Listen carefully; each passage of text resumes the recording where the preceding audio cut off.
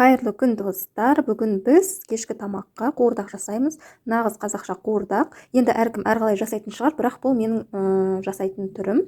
Мен өзімнің қалай жасайтынымды түсіремін. Ол үшін бізге ең алдымен құйрық керек. Құйрықтың майына қуырамыз. Осы өзінің майына ешқандай пісте май, ешқандай май қолданбаймыз.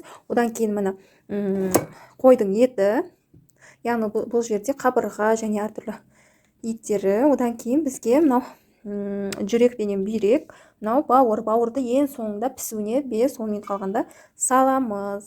Осы заттармен және де пияз, картоп керек. Бастаймыз достар. Қызып тұрған қазанымызға құйрықты саламыз.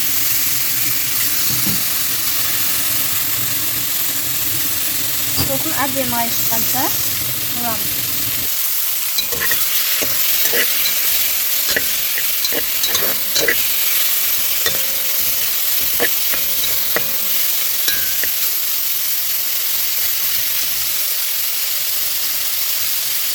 Мінекей майымыз осылай өз майын бөлді, құйрық майы. Енді осыны сүзіп аламыз. Сосын кейін етіміз кішкене піскен кезде салып жібереміз қуырдаққа. Мынау біздің сүзіп алған құйрығымыз өзінің майын бөліп шұжық болып тұр. Осыны қазір етіміз кішкене қуырылғаннан кейін қайтадан қуырдаққа салып жібереміз. Өте дәмді болады. Енді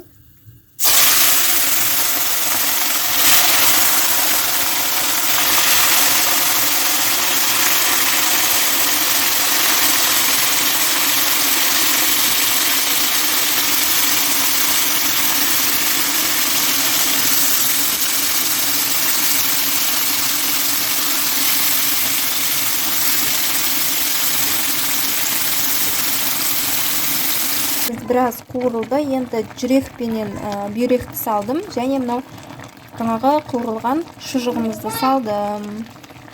Етімізге картошкамызды салдық. Енді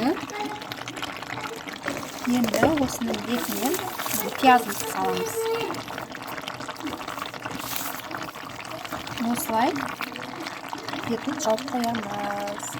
Мінекей біздің қуырдақ пісіп қалды, уже пісті. Енді бауырды саламыз.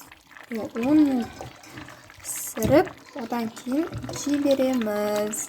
Бауырды одан ерте салсақ, қатты болып қалады. Сондықтан пісуіне 10 минут қалғанда саламыз. Сол кезде бауыр жұмсақ болып шығады.